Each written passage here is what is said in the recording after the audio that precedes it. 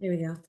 Um, so yeah, we have our distinguished speaker coming up. It's going to be Dr. Ben Perlman as he deep dives into stingray behavior and human safety-driven research. So he is a professor of University CSU Long Beach, and he works at the Shark Lab there, and he is a professor. He teaches there. He um, does a lot of different things in terms of research that was really inspired by um, the issue that tends to come up in the summers of, stingrays and people end up stepping on them, especially when you get big booms at the beach like tourism. Aside from that, we are also having our homeschool day, and this will be Wednesday, June 4th, so a little bit further out there though. It's a special program that welcomes homeschooled students. They get to come and it's almost like a public programs day where there's not like structure to the program necessarily. They get to walk around and choose what they want to do. They'll do activities at their own pace. Um, and I'm just letting you guys know here in advance because it is available for both public programs and school programs volunteers because it kind of falls into both of those spaces. So you are welcome to sign up for any of those shifts, and we would love to have some volunteers for these days because they're super fun and they're really unique. And it kind of fills both niches. So if anybody's interested, feel free to sign up early. And then we have our mermaid market coming up. That's May 23rd to the 25th. It's a really awesome makers market. Um, and it is something that happens on a regular sort of quarterly basis. Um, and oh, got some more people joining, I believe. It happens on a regularly, like quarterly basis or so, where they take over our facility and they set up these booths and you get to go shopping and there's lots and lots of fun. They do live music, food and drinks and it's really great with like Mother's Day coming up or anything if you need to buy a late gift or really awesome stuff for your home or anything like that.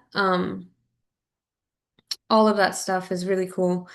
So they always have some really interesting makers and really interesting things. So feel free to come by and check it out. It fills up part of our parking lot and our whole facility. And you can just buy stuff and shop. And there's always food and drinks. And there's always music and a bar. And like it's really, really fun. So feel free to join us for that as well, whether that be as a volunteer. I'm not quite sure if they're going to be opening volunteer shifts for that yet.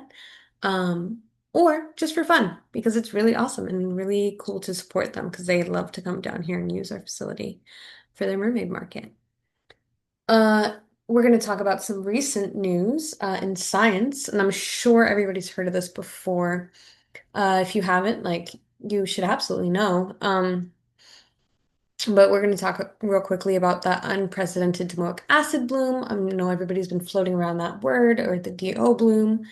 Um, and it's an event that happens almost every year, but it has been pretty unprecedented recently. It's been really bad. We're currently experiencing an unprecedented domoic acid event, which is causing harm to various sea mammals and birds. Domoic acid kind of forms in toxic algae blooms, and these toxic algae blooms happen because of things like runoff and pollutions, and typically because of things like fertilizers that end up in washed into the ocean, typically through our watersheds, through um, rain from the farmlands around us that ends up making its way to the ocean. Uh, Cities and things that end up in the ocean start to cause these toxic algae blooms, which is not great because what it does is it builds up inside of the bodies of fish and other small things and then poisons anything that eats those things. We're starting to see it happening in whales, which was not really happened before during domoic acid blooms. We're seeing it in a lot of sea lions. It can have them present almost rabid-like behavior where they become very aggressive. Um, and exhibit strange behavior and they tend to come at people. They're very confused. They'll have seizures. It's not great. And birds. We've been seeing a lot of birds washing up on the shoreline. Anything that's been eating those fish or those smaller animals in the ocean is being affected by it. Stranding networks are reporting really high levels of animal stranding, and they're really, really busy because of it. And they really encourage the public to stay clear of any wildlife on the beaches right now. And not just right now, you should always kind of stay clear of wildlife on the beaches, but especially now, and especially if it's behaving erratically or having those seizures or um, presenting those symptoms. Those are definitely signs to maybe contact your local stranding network and make sure you stay very clear of these animals, give them space. And with that, we're going to jump right into what is an adaptation. Our theme, like I said, is adaptations in anatomy. So we're going to talk about what an adaptation is and examples of them.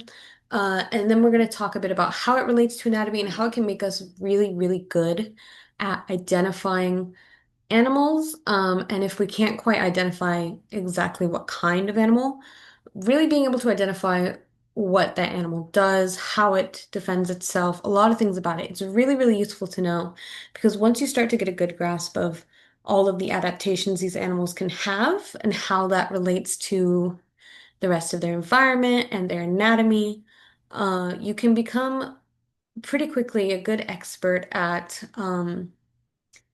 being able to point those things out, which is going to be something that's really useful if you're a volunteer in the school programs with children and they ask about something in a tank or for public programs or for really anything. And even in just your day-to-day life, it's really good to know. It makes you really good at like knowing why something looks the way it does. It gives you some awesome talking points if you're ever out here at the beach or out at an aquarium. It just gives you a really good base level of knowledge to go off of. So, an adaptation is defined as a change or the process of change by which an organism or species becomes better suited to its environment.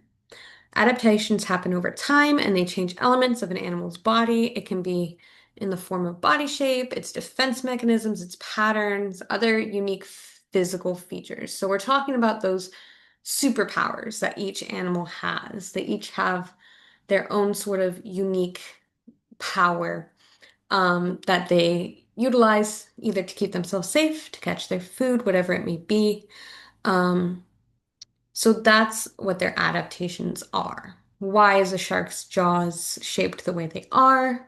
Why is an eel shaped the way it is and colored the way it is? Why are some fish always swimming together? All those things are adaptations. So these are evolutionary processes. Living things have evolved over time to fit the survival needs of the organism. So we can see this isn't just something that always happens over years and years and years. We can see this stuff kind of in our day-to-day life now, right? Obviously, the idea of evolution started with adaptations. um, with those Darwin's finches, if you've ever heard that one. Charles Darwin was studying finches and started realizing these birds, although they were the same, all had different shaped beaks. And that was because they were eating different things. And that was because they were living in different places. So they had different food resources available to them. So an adaptation really does all relate back to habitats and its environment. The majority of all adaptations correlate directly to an animal's environment, even if it's something like an adaptation for how it eats. It's only eating the way it's eating because of the environment it's living in. Therefore, when it adapted to be able to catch its prey, it is still adapting to its environment. If an animal is removed from the habitat by which it is specially adapted to, it could have lesser chances of survival. That could sometimes have the reverse effect, whereas instead of lesser chances of survival, you can end up with an invasive species because now it's in an area where nothing is keeping its numbers in check. There's nothing that's preying on it. It's reproducing really fast. It's not designed for that environment, and sometimes the adaptations it has means that it can still survive, but it's going to mess up the environment that is around it. Adaptations such as camouflage, feeding styles, body shapes, they're all tailored around the environment. So the example pictures that we have here, of course, is a stonefish, and he is using camouflage, at least outwardly in this instance. And then we have a leafy sea dragon, and he is trying to, again, camouflage. He's trying to look like something else. Then we have one of those really big schools of fishes. And we can talk about how it is that they keep themselves safe and how it is that they um, all swim in sync. So, taking a look at some of the environments that we have, at least off of our coasts, because obviously this is going to look different in different places, but here we don't have things like coral reefs. If you guys knew that, you might not have, or you might have heard that before. We don't have coral reefs here in Southern California because our waters are too cold for them.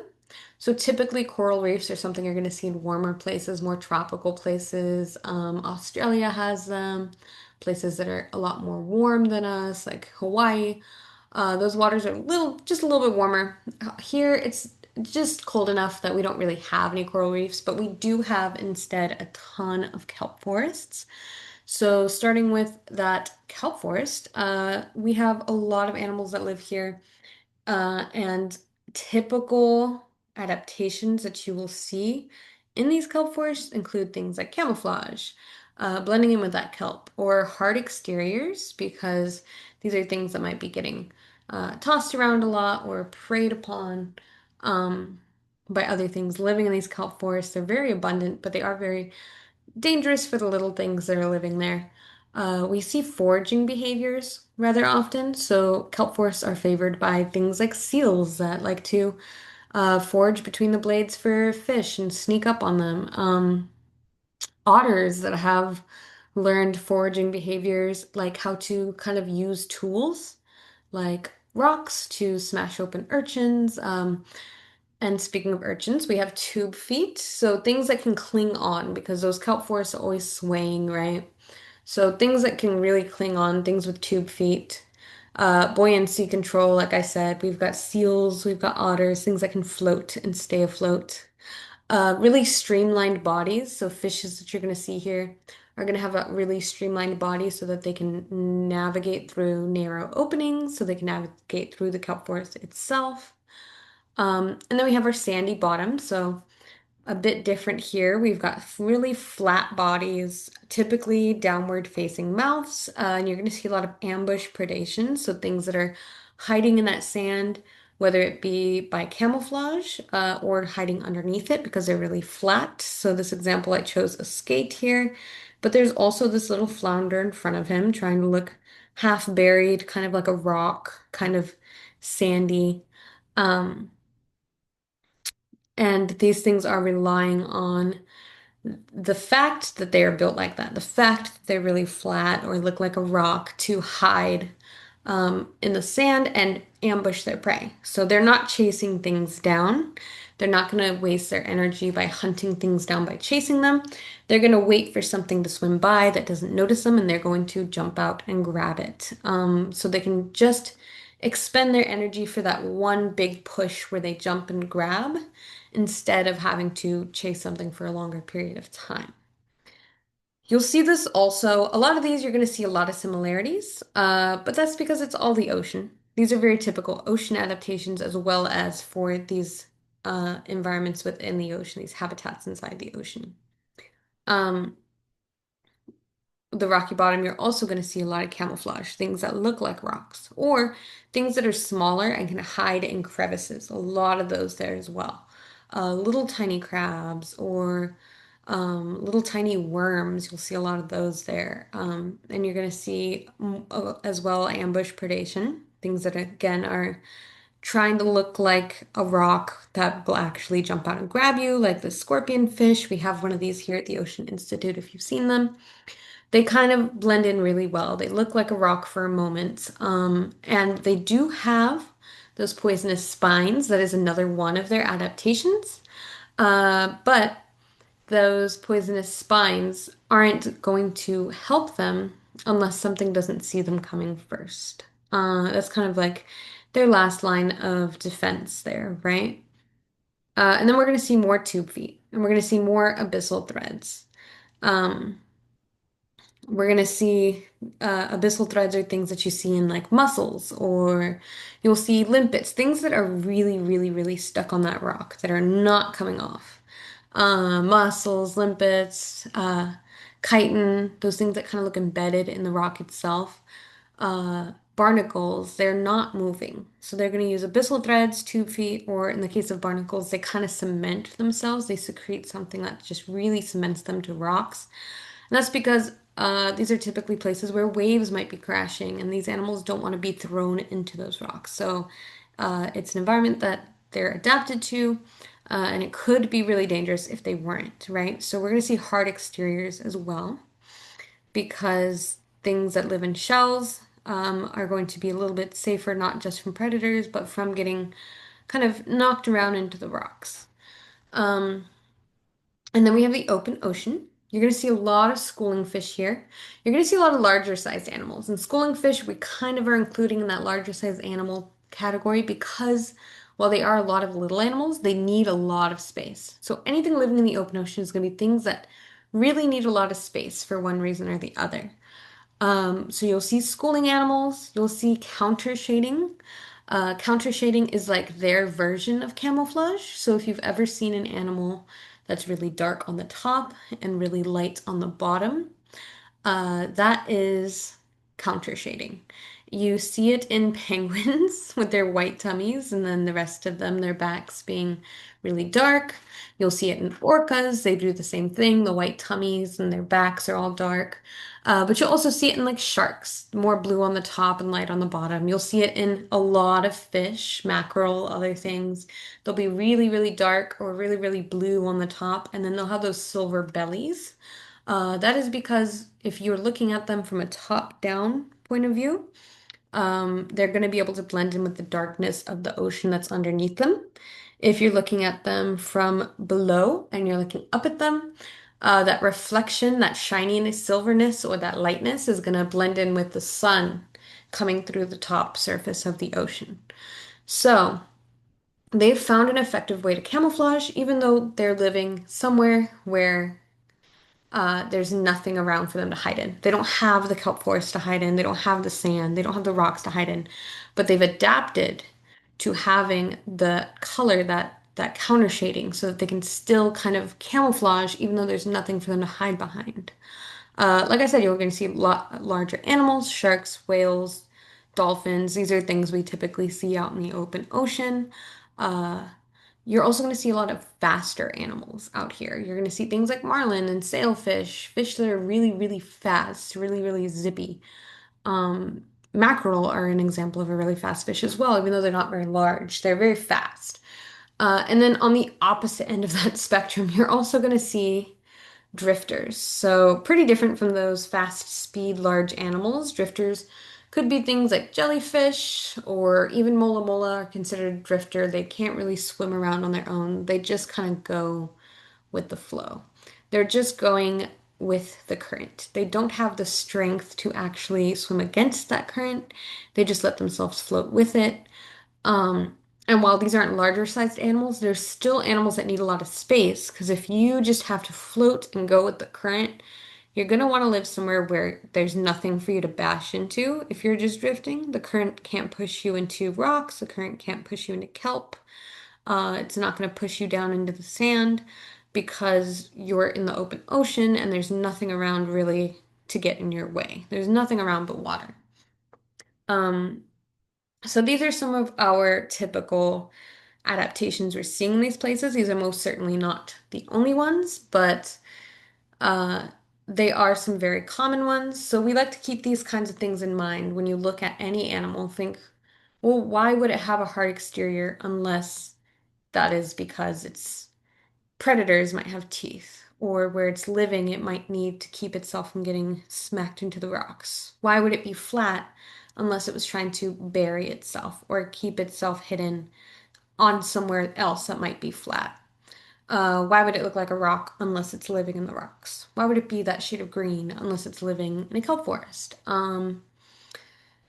those big schools of fish have adapted to staying safe in an ocean zone where there's lots of bigger animals than it. Like I said, large size animals. You've got sharks, you've got big marlin, you've got other things like dolphins that might want to feed on these fish. So the solution there, the adaptation that you can acquire, is going to be safety in numbers. So if you've got a really, really big group of fish, like a school, um, another animal is going to see that shape in the distance and it's going to assume, well, that thing's really, really big. I'm not going to go over there and try to eat that really big thing. I'm going to go find something smaller to eat. So that might, anything like a shark might never get close enough to realize that it's not actually something really large in the distance. It's actually just a bunch of little fish that have figured out how to swim together. And the way that they do that is they have something that, again, they've adapted to have, called a lateral line. So a lateral line is a sense in their body. It's kind of like a gland in their body that helps them sense really, really tiny, minute changes in the water. Like the smallest change in the water, they can sense that, which is why it always looks like they're swimming perfectly in sync. They can't read each other's minds. They're not telling each other where to go, but they can sense there's a sudden change in the water, and they're all going to really, really quickly be able to flick in that direction that they felt that change in because they know that if one of them moves a different way, that probably means they should all move that way. That way, they can still look like a really large creature.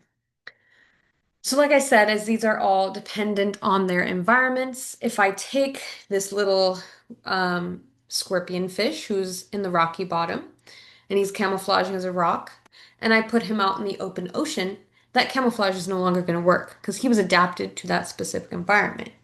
If I take a school of thousands and thousands of fish and I shoved them all in the rocky bottom, they're not going to be able to keep that school looking like a natural flow moving animal. Their bodies aren't adapted to be shoved down on the rocks, right? Those really, really flat little guys are doing a really, really good job of blending in with that sandy bottom. But if I stuck them out in the kelp forest, they would probably be swimming really awkwardly. They wouldn't really look right. They wouldn't look like they belong there, right?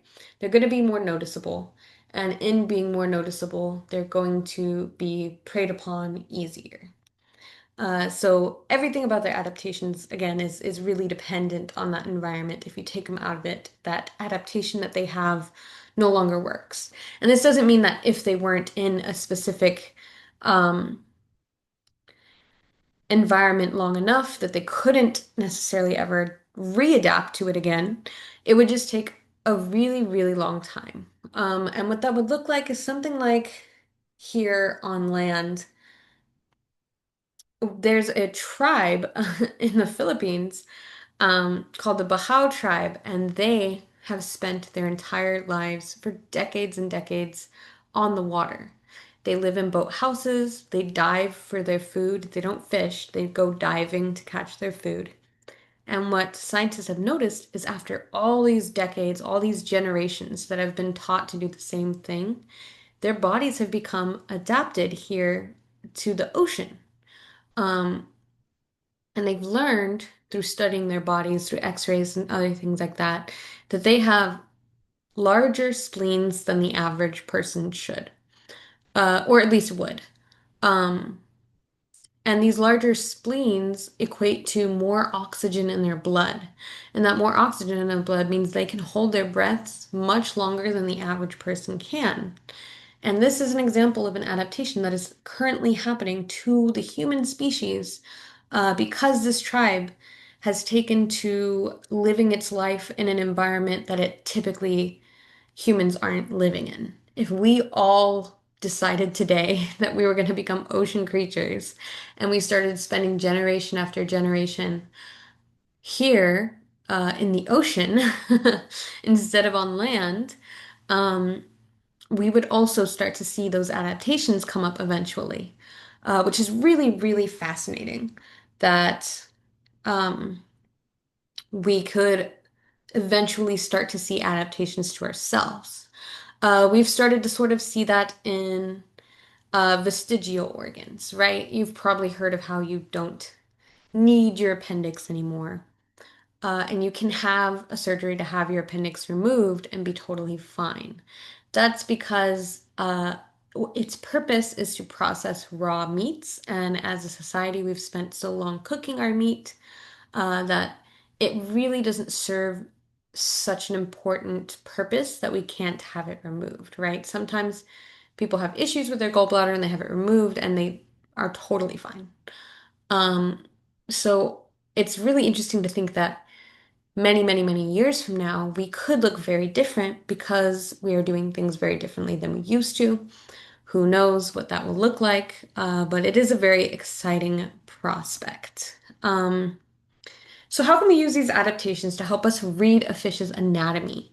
How can we kind of become anatomy experts, if you will, by using what we know about those adaptations? Well, knowing how adaptations work and relate to its habitat can tell us a lot of information about their defense mechanisms, how they hunt, what they're eating, where they're found, why they look the way they do, all sorts of things we can gain from that.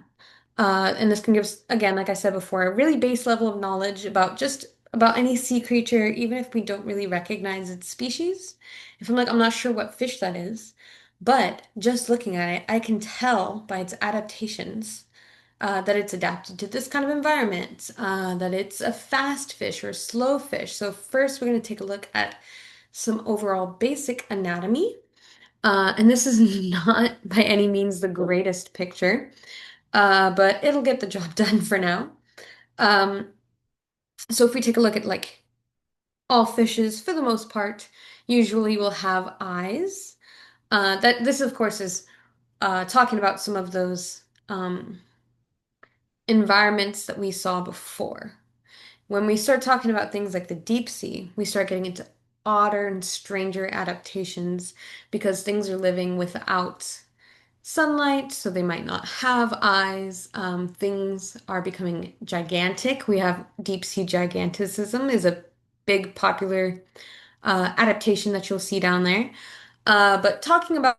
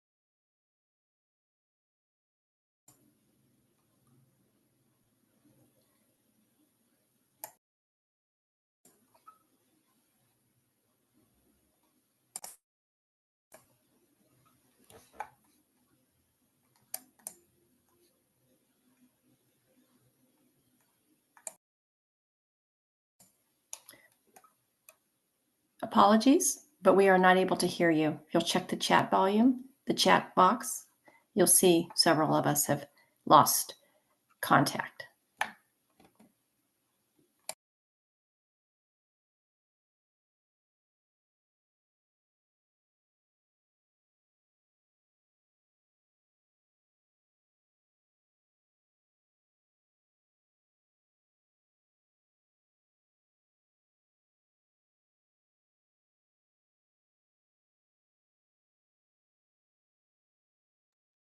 Oh, did that fix it?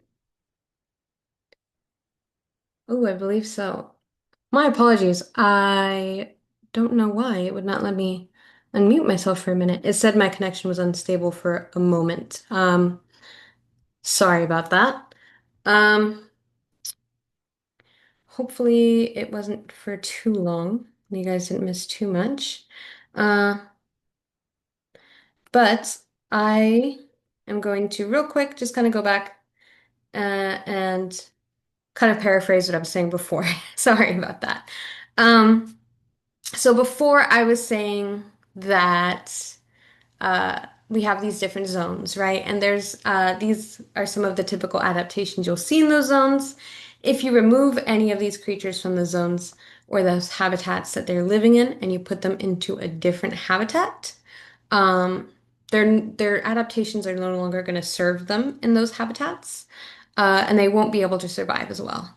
If I remove the rockfish from the rocks and I put him in the open ocean, he's gonna be very obvious and stick out to predators because he no longer has his camouflage. He no longer has that ability to ambush his predators because he doesn't have those camouflage.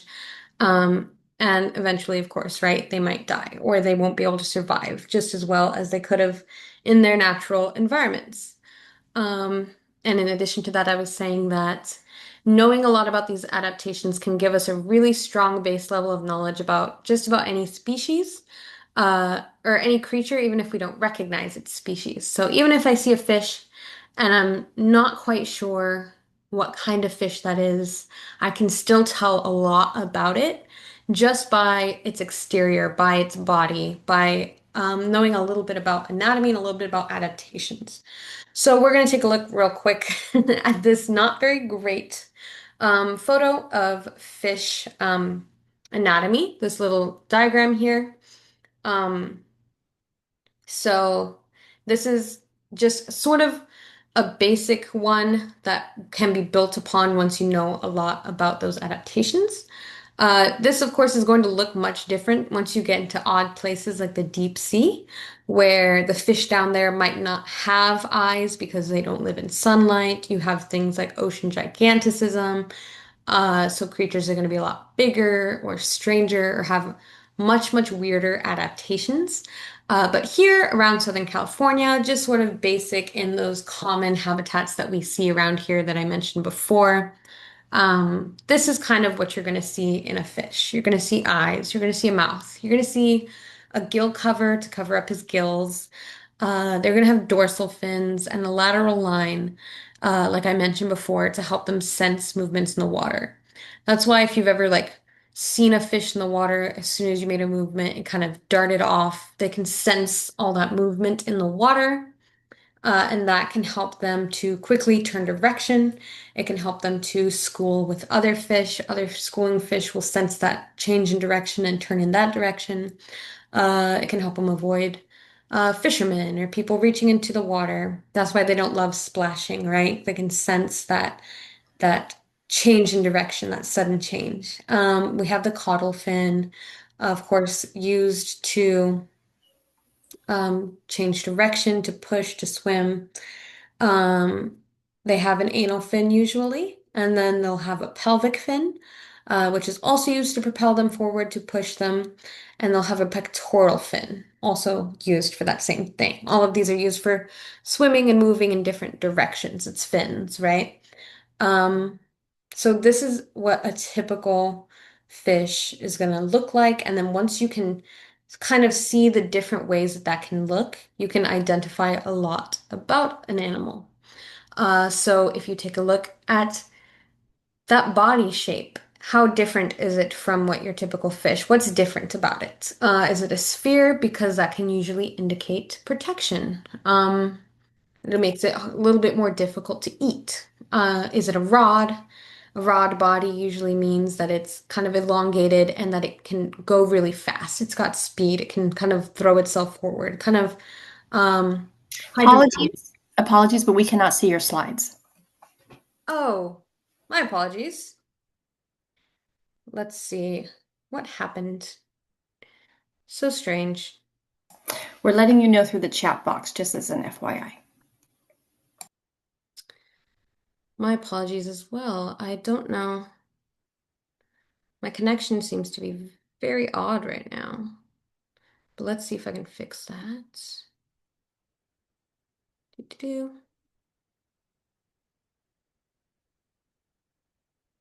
All right. There we go. Hopefully that doesn't change again. It seems to just be changing settings on me. Um, so we were looking at a typical fish anatomy.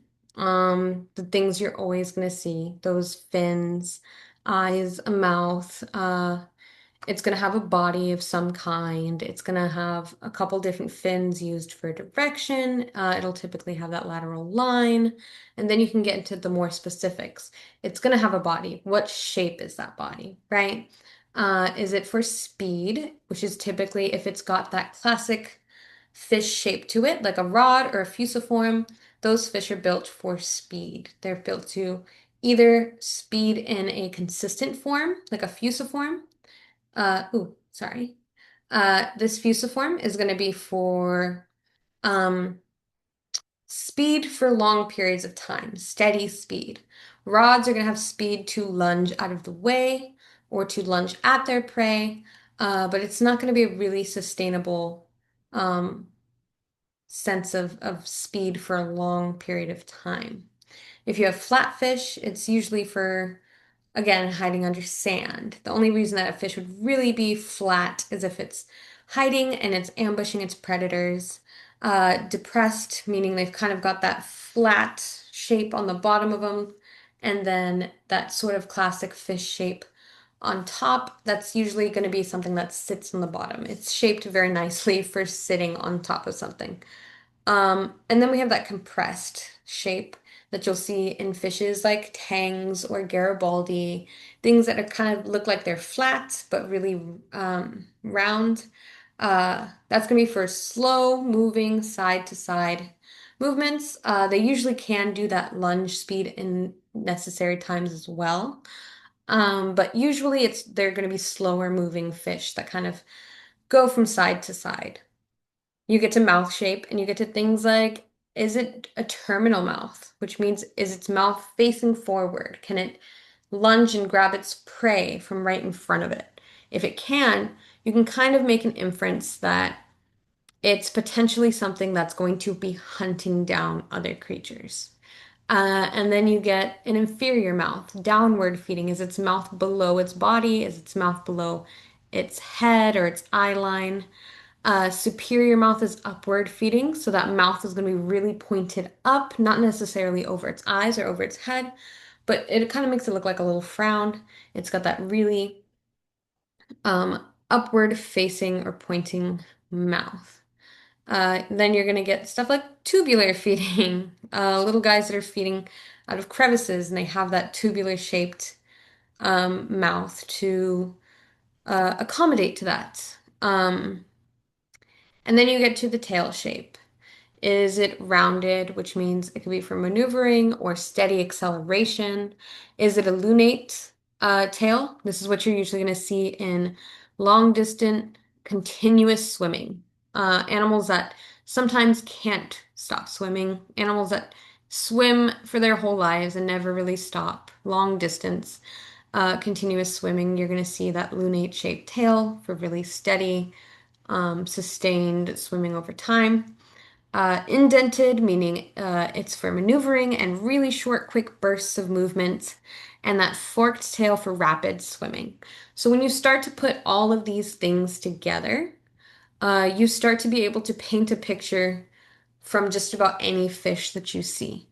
If it has that rod body and it has that forked tail, and it has that terminal mouth, you can really make that inference, that jump to, well, if it's got all these things, it's probably pretty fast and it's probably hunting other things down. It's probably chasing its prey with those really fast speed or lunges. And that terminal mouth for forward feeding, it's grabbing onto things that are right in front of it. It's not necessarily ambushing things, but if you see things that have like that indented tail because it can do short bursts of movement and that upward feeding. and maybe that depressed shape, you're probably looking at something that ambushes its prey instead, something that hides, something that is usually sitting on something, is eating stuff from above it and uses short bursts of energy. So, probably something that's waiting for its prey to swim by so he can jump out and attack it. Um, so, you can start to paint this picture for all of the types of animals that you see. And it's not necessarily just fish that you can do this with. If you're seeing something with an exoskeleton, something with tube feet, you can take that sort of leap, that sort of jump to, well, if it's got tube feet, it needs it to hold on to something. So it could be living in the rocks. And if it's got that hard exterior, what kind of prey might be feeding on that? Something that can eat, something with a hard exterior, something with a cruncher type mouth. If you've got something flat with an inferior downward facing mouth, he's probably living on that sandy bottom. He's probably eating little things that he's finding in the sand. Once you become really familiar with these concepts of its adaptations and its habitats and its anatomy, you can start to really know exactly how all these sea creatures work just based on looking at them, which can be really helpful, not just when interacting with guests, but of course, just to know for us. So I am now, and I know for a good time there, um, my volume was out and my slides were out. So feel free if you want to ask a question about anything that you feel like you might have missed. But I'm going to open it up to questions now. You can raise a hand or type them in the chat. And thank you so much for being ocean stewards as you are. Feel free to take down these resources, which are really helpful right now during that domoic acid bloom that we're having. If you see that stranded animal on the beach and you feel like you need to get somebody down there to check it out, you could take down any of these resources, and they are the ones currently dealing with those kinds of things. But yeah, if you have any questions, feel free to put them here in the chat. Um, or raise a hand and you can ask them. I'll be hanging around here for a little bit longer answering any questions, so feel free to ask any. We had the question why an apex predator might need an adaptation like counter shading.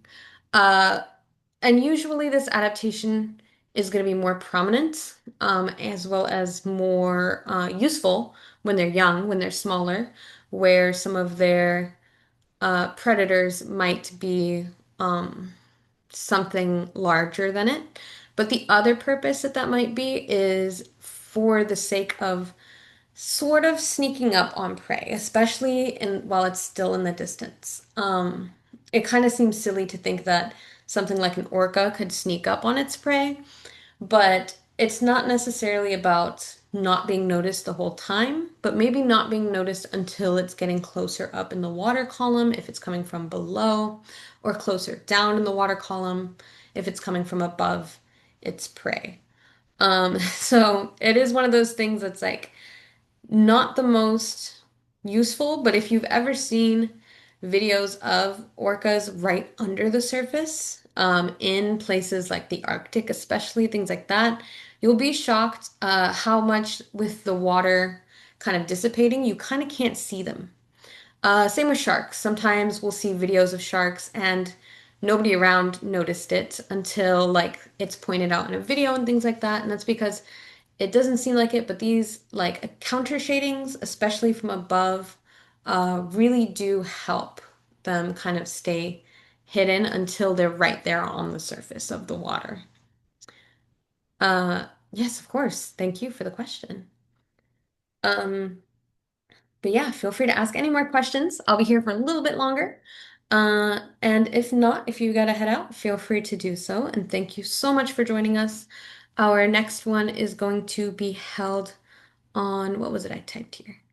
On the 28th of May. And I'm not quite sure what the topic will be yet. So if you have something that you think might be a particularly interesting topic to get into, feel free to type that out as well. If you have suggestions, if you have something about the ocean that you're like, I don't understand how this works, and I would love to deep dive into that. I would love to deep dive into that. So, go ahead and send over suggestions. If you have any questions or suggestions that you think of later, feel free to send them to Sophia Terry, the volunteer coordinator. Her email is sterry@Ocean Institute. Um, and aside from that, thank you guys so much for joining me today as I gain my footing in all of this. This is the second one I've done. And aside from technical issues, I thank you all for being here. Um, yes, yeah, I believe you will be given just 2 hours for attending, even um, if the whole presentation wasn't 2 hours, I think they just rounded up to 2 hours for you guys. Yes, of course. Thank you guys so much.